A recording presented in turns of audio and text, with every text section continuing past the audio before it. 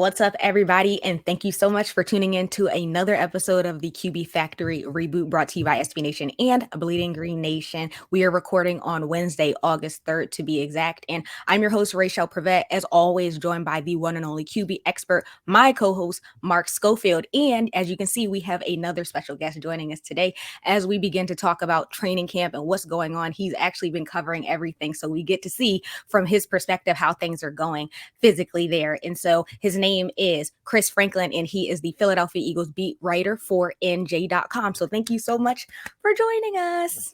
Hey, thanks for having me on. I appreciate this. It's middle of training camp. It's time football's back, so I'm looking forward to this. And thank you guys for having me on. Well, Chris, we're excited to have you here. We got a ton of stuff to dive into, so we can kick it off sort of this way. Pads have gone on now around the league, and teams have put the pads on. We're starting to get contact. How has the energy level been at practice? Who has stood out to you now that the pads are on? And has anybody sort of stepped forward? Because sometimes you see guys when the pads are off, they're playing well, but then sort of separate when the pads go on. So have you seen something like that as well? Well, I think overall, I'll start with the energy. The energy overall has been pretty decent. Especially with the Eagles, they don't do a lot of physical stuff when it comes to the hitting or the tackling on the ground and stuff like that. But when you look at what they're doing, and the practices are shorter too, compared to some of the other ones. So when you take that into account, they're making the most of the time that they have while not being as physical as they could be when it comes to that. So you'll see the time between different reps are happening. I mean, Nick Sirianni said he's even has an incentive right now that he's given to Jalen Hurts and Gardner Minshew. We don't know what it is. I would love to know what it is, but excuse me, they're trying to give him his incentive so that if practice ends shorter than what they actually want to do, they get something. Green stuff, I don't know, but stuff like that is pretty interesting to see. So I think overall the energy is pretty good when it comes to that. And then overall, when the guys come standout guys, I mean, one guy, linebacker Davion Taylor, I've been really impressed by the way he's played overall. I mean, the kid came out Colorado, still pretty new to to football, and he's been studying. He's been physical, but he's also had a lot of injuries. He tore his MCL last year. We found out yesterday. And to see him come back on the field, flying around, making plays, he seems like he's around the ball a lot. So he's one guy I've been really impressed with, and I'm encouraged to see what he's able to continue to do through training camp, especially with the pads being on. He looked good yesterday, too. We all know that the Eagles did a phenomenal job this offseason, especially addressing the defensive side of the ball. And one of those draft picks who everybody is so excited to see is Jordan Davis. So what has he been looking like so far? They had a one-on-one session where it's just offensive line versus defensive line, and he powered through. The only person that stopped him was the second-round pick, Cam Jurgens. This man, 6'6", and like being 340, and to use his strength. I mean, the guy is strong and he's quick too. He's looked pretty good. He got some first team reps. Mainly Fletcher Cox is recovering from COVID himself, but also he got his chance to shine, and he's in the backfield a lot. He got a tackle for loss, and I'm curious about the way they use him, especially too, because when he was at Georgia, one thing that I thought benefited as well too, especially on the first, second down, they used him in that tilt position where he sort of go line up on the shoulder of the center. And if I'm an opposing center and I look at a guy who is a lot bigger than most defensive tackles, who's as quick as he is, and he's coming on my snap side, and he's probably got like a half-second head start of me, you're going to have to double team him. And then if you do that, that's going to have a domino effect down the line. So his presence, if he continues to grow, I think his presence can open up things for Javon Hargrave, Hassan Reddick coming off the edge, Derek Barnett, Brandon Graham. That whole defensive line can be a domino effect, and they need it, especially who finished with 29 sacks last year. He was next to last in the league. They need a shot in the arm when it comes to that pass rush. I think he can help them with that. Chris, another area that Eagles fans were hoping for a shot in the arm was on the second level of the defense. And then you add in Nakobe Dean, who they drafted in the third round, who a lot of people thought might have been a steal in the third. How has he looked? And did the Eagles, in your mind, get that steal in the third round with Dean falling to them where he did? He's been pretty decent. He's still learning. He was learning the middle linebacker spot. It makes sense because when he's Georgia, this is where he played mostly. So he learned that one, and it looks like they're going to try to move him on the weak side as well too. And he hasn't consistently flashed. He's still getting the sense of that, but you see the speed, you see the anticipation, you see the athleticism there. And I'm starting to think he's really starting to put it together a lot. And when you have a guy like Dean who has the intangibles and the instincts of that, if you couple him with like a TJ Edwards, you couple him with Taylor, when you couple him with and just the different things, the looks they can throw at you. Jonathan Gannon likes to use that Vic Fangio 4-3 under look where you mix out. You have him on the outside because he's a good pass rusher, which I want to see him develop that a little bit more at the NFL level. If he can get a good pass rush move and continue that coverage aspect, now you have two linebackers. You really have to game plan. You can't really just say, okay, we're going to shift to Reddick because we don't know if Dean's coming. You got to really take that into account. So he still has a little work to do, but overall, it's been pretty positive. Staying with the defense, what has been your impression of James Bradberry so far? I've been pleasantly surprised, and maybe I had the image of the first mini camp practice he had, where he looks like he was still learning the system and got beat a couple of times deep, and I was like, oh, I know it was a salary cap thing with the Giants leaving him, let him go, but I was like, maybe there's something to it. But then you can see he's gotten more comfortable within the system, and he's looked pretty good. He's been one of the better defenders in camp.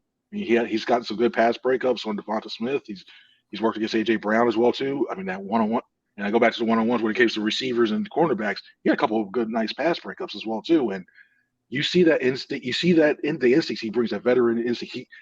I love the fact that he loves to bait the quarterback. I love he plays the little cat and mouse game very, very well.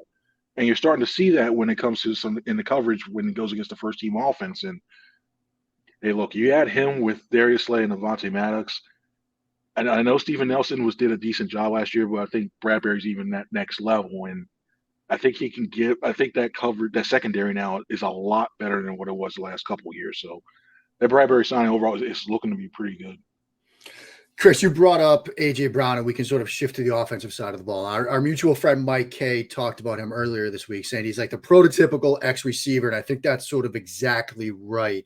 How has he fit in with this offense? And similar to the domino effect you talked about with Jordan Davis, do you think there will be a similar one for the offense where Brown's sort of at the X, Smith can then sort of play off ball, and it's going to help really this entire passing game with him in the lineup? I really think so, because the one thing I thought this receiving core lacked was that big, powerful, physical guy. Devonta Smith, he can line up at the exit and use his skill to get off the ball and create some separation. But now you have a bigger target, a bigger guy with AJ Brown, and he can play, for lack of a better word, he can play bully ball if you want to. If you want to get a corner to come up with you and press, he can just use his physical aspects, push him off a little bit within the 5 yards, and turn his big target right in the middle of the thing and present himself. He gives him a good target for Hurts. And I think overall, when you look at what he's able to do when it comes to either short and especially that intermediate pass game, where I think this offense could really excel and needs to do better year over year, I think he brings that. If you put him on a slant, if you put him on that hook, you put him on or anything across that, like run the mesh concepts. When you have that in the middle field, get him on against a linebacker or a safety, even formationally. And I really want to see what Sirianni does to scheme him to be open. Do you see more ones where he's by himself and then you have like two or three other receivers on the outside and just get in coverage? I think you can really, to me, that's easy yards you can pick up and can sustain things. And overall, he's going to take away a couple double teams against Devonta Smith. He's going to take away double teams against Dallas Goedert. And I think also now it's going to help the run game. It's hard to believe, especially with them leading the rushing things. You would have to keep both safeties back because now you have Devonta Smith and AJ Brown. You don't know if they're going deep. So now that benefits Miles Sanders potentially getting more than 5.5 yards per carry. So overall, it's just a domino effect across the whole entire offense. When I've been looking at some of like the training camp notes from beat reporters covering the Eagles as well, I haven't been seeing too much about Devonta Smith. Has he been quiet from your perspective in training camp so far? Oh, he's been so good. he's still performing. It's almost like you get that shiny new toy. And you're just like, oh, it's cool. Meanwhile, you're like, oh yeah, we have the same thing. All right, cool. But no, you see little develops. And the one thing that I like that he's done is he's really started to take heed and think of AJ Brown's big brother. He's really listening to what he's saying. You can see some of the little nuances that AJ Brown does. He's starting to incorporate into his when it starts to sizing up the cornerbacks even more and little nuances when it comes to his footwork and getting out the routes. And he's making something that I want that it's going to be tough because there's only one ball around. And they can really, you can see like easily 100 targets for both guys. Like if you put them on another offense, they're the number one receiver in my opinion, right. Especially a lot of them. So you have two of them, and then you have to be tight end. It's tough to see who's going to get that target share, and I think overall, when you look at what Smith's done to this point, he's been good. Yeah, I think he's been good overall, and he made a couple of nice, especially on those little like fade routes as well too. So his offense can be dynamic, but it's all star quarterback.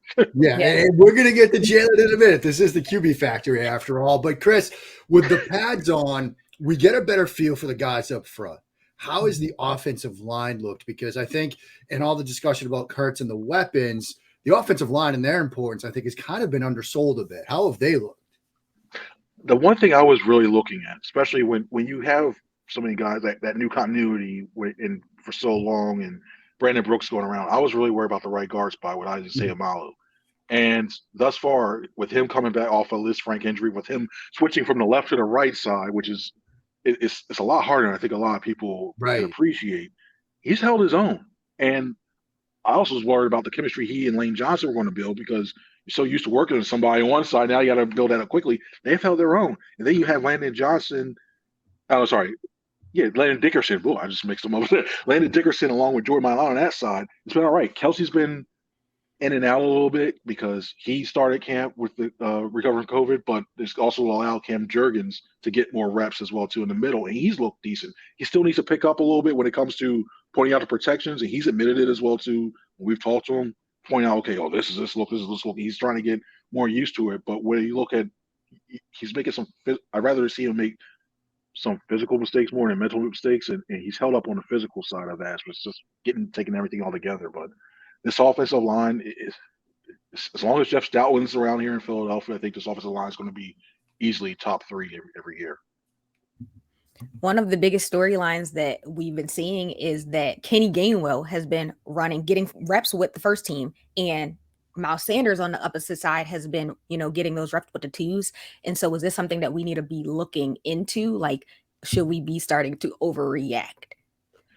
I don't think necessarily not so much right now. I think just like what you have with Devonta Smith and A.J. Brown, I think it's started to turn more into a 1A, 1B.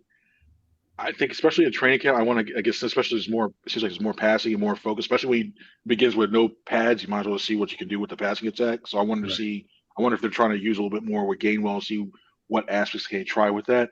But I will say this, compared to what he first came in last year and even through the middle of last season to what he's doing now, he actually looks a little bit quicker.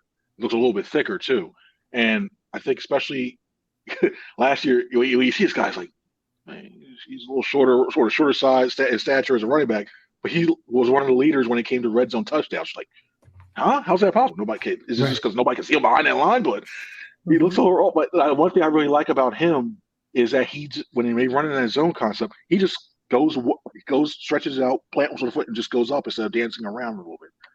I think Miles Sanders is still going to be a starter. There's no thing, but I think you need to get more reps with Kenny Gainwell, because if the Eagles decide they don't want to pay him, and then Gainwell, you still have Gainwell, you might as well get him Mark Man and just move him up to number 1 when if Sanders decides to leave.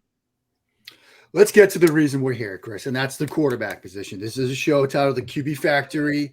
We've got to talk Jalen Hurts, obviously, and you even alluded to it, right?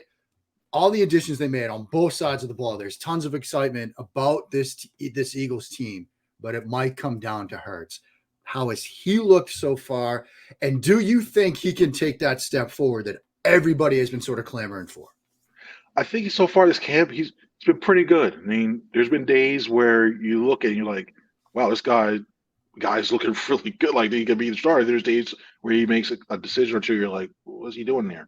To give you one example, the one thing I really want to see him do better this year is stay in the pocket, maneuver in there, and get more time. And he's done that, especially when you have an offensive line. He had the most time behind that offensive line in the pocket more than anything. I think it was like 2.7 seconds, which doesn't sound a lot, but in the NFL, it's like, oh, okay, it's like a lifetime. He had that, and he didn't take advantage of it all the time. I think that injury, when he had the ankle injury, he was forced to, and then you saw he got better at it. So on one of the plays, they actually sent a blitz on him. He stood up in the pocket. He looked comfortable, and stepped up, and he threw a good strike to Devonta Smith. And you're like, wow, you see the progression. Then another practice you see where he loses the pocket breaks down. He runs on the outside. He has Kenny Gainwell out as an outlet, and then he threw across the middle and was picked off. So you see things. I know guys like to try different things and see if they can do it in certain situations, especially in training camp. But you see that, especially with this offense, you have to take what is given to you. Like, you have to take the outlets, because these guys can all these pieces, they are really good at yards after the catch. They can make big plays and continue these drives. So overall, I think he looks decent. There's still some things he needs to improve. I like that his throwing motion. He worked out in California or Tom House. I like that his release looks more compact. His footwork looks a lot better when he first came in. You see him moving around. It looks a lot better. And I think he needs more reps. I think, especially too, the anticipation. I like his timing routes that he's developed with AJ Brown. I think that's been really good too. I mean, it kind of helps when your best friends on your team, and then Right. you got the other guy you play college with, got that. But the timing is down, so I think it's been more positive than negatives. And I think this season he can take a leap. I truly do. But he has to take those. He has to utilize the check downs a little bit more because I think that'll give more opportunities for this offense to thrive. Something else you touched on, Chris, when you were talking about AJ Brown was the throws, say, in the intermediate area of the field, sometimes between the numbers, between the hashes. That's been kind of inconsistent from Hurts. Do you think Brown's presence and their chemistry will help them fill out that portion of the field, help them attack that area of the defense? I think so too. I mean, you have a big target right there, a big target, and especially when you have him going in there, especially if teams want to play a lot more zone, knowing that Hurts is a lot more as athletic and they want to get those eyes looking towards him, you're going to have to pick apart and work in that middle of the field. And usually, you're going to have a linebacker or safety in those areas. You want to see those little the cover 3 looks or underneath or a cover like a Tampa 2, especially when you have a middle linebacker. You have to take advantage of those. And when you have the catch radius and you have that size that AJ Brown has in there, I think that's going to help him out a lot when it comes to that. And the other thing is going to be, I think you'll see a lot more bunch. I think if they run more bunch as well too, I think that will help him out because you get the breakouts and then he'll just sitting around in the middle. So the timing aspect is going to be important with that. And I think that it comes with the anticipation and the experience that he's going to need. So Brown's going to help with that. It's a matter of if Hurts can continue to develop in order to take advantage of it. I think we can all agree that this is going to be a year that Hurts is under a lot of pressure because he's trying to prove himself. If he can't develop into that franchise quarterback for the Eagles, where do they go from there? I mean, with 2 first-round draft picks, whew, they have the ability to maneuver. Like Howie Rose was really good at moving up and down the draft board. I mean, we saw when were able to select Wentz. Now looking back at what Wentz has become, it's like, what's going on? But he did have those for early on Wentz. You're like, all right, cool, it looked good. But I think they would go young, and then especially with him having one more year left on his contract, let him get one more chance. I mean, it could be something like, I'm not, before anybody thinks, I'm not calling him Aaron Rodgers, but it could be something like where you have Aaron Rodgers and Jordan Love, something similar to that. And if Hurts takes off in year 4, then you still have a good backup to develop and then trade away if you want to, or so have you. Or if Hurts decides to go, it doesn't play up well, or he's still middling, then you can go and then go with what's the name? You could go with whoever you draft. I mean, I wouldn't put out a veteran guide as well too, especially if you dangle those 2 first-round picks. Depends who comes available. I mean, we know it's not Russ because he's in Denver, Yeah. But right. You're going to hear some disgruntled quarterback pop up out of nowhere. So that's another option to do. So I really think they would go the young route and then try to develop that guy, something that fits what Nick Sirianni is looking to do. But it's one of the string or another. I think it's going to be either he plays so bad or he doesn't show development and they get that young guy, or he's getting an extension because he's playing so well. That middle ground, I think it's just getting smaller and smaller. I think it's going to be one or the other. Mm-hmm. Since this is the QB Factory, we talk all quarterbacks, not just the starter. And so do we have a battle at all for QB2, or is this Gardner Minshew's job and they're sort of looking at Carson Strong as like a medical redshirt year to see what they have next year? And maybe potentially he's the young guy they look at in a worst case scenario.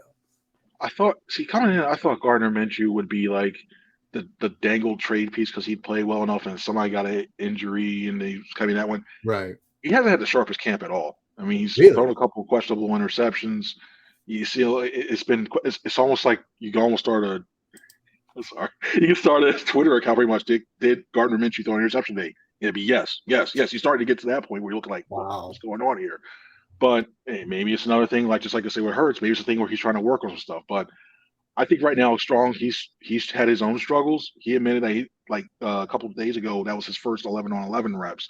And he was like, he's trying to get his timing down. He's trying to get used to the NFL speed. the guy I've been surprised with. I thought it was going to be a battle for the QB3 between Sinnett and Strong, especially too. Reese Sinnett actually looked pretty decent. He's not going to be at the level where he's going to take Minshew's job. I think it's a big divide still on that one. But I think he's played well enough that that's his job to keep. And the question becomes, Strong, you know the physical tools that Strong has, especially with that arm. Right. If you release him, somebody going to do that. That's why I think I'm really looking at that first cuts, because what the Eagles did last year, when they released a lot of those guys they wanted to keep, they put them in those first cuts and they signed them that way. If he's among those first cuts to try to stop another team, then we know that. If he's along the last one, I wonder if somebody's going to try to pick him up, even though they gave him a lot of money as a undrafted free agent. But yeah, who would have thought you'd say like Reese Sinnett would have better quote unquote like practice training camp snaps than Minshew? Yeah. What would you say are the expectations for Jalen Hurts for the remainder of training camp? I think the main thing is going to be consistency. With him, it's a lot of boom or bust with it. It seems like here and there. I think as long as he consistently shows that he continues the accuracy, they've been practicing a lot of short and intermediate stuff. They haven't really tried to go over the top only a couple of times, but if he continues to show consistency in his accuracy, if he continues to, I think he's got this offense down very well, which especially the second year. I mean, he's even mentioned that this is the first time since he was in high school he's been in the same offensive system. So it's crazy on that one. But I think overall, if he can remain consistent, shows that he can throw those short yards, those intermediate routes, continues to get that timing, and continue to stack those days up, I think everybody will feel better. Now, if he starts to have pretty much the same thing where it's always fluctuating or it starts working backwards, then I think that's when everybody's going to go, all right, we had him going out to a quick start. Is this team going to be really as good as that with you? But I think it'll work out in the end. All right, Chris, biggest question of the show. All right. Raichele and I are dying to know this. Did you see Top Gun Maverick, and what did you think? And if you haven't seen it, are you going to go fix that right now? I have not seen it. In fact, I haven't seen the original Top Gun in about 10 years. Oh my God. No. Yes, that's the reaction we want to see. That's the reaction. Chris, you're killing us. Yes, come on. To take the words of a former Eagles coach, I got to do a better job with my Top Gun and put myself in a position to sit in the seat and watch it. We're going to make sure we do that. And so I'll have a ham sandwich afterwards. Yeah, I don't know. It's still waiting for.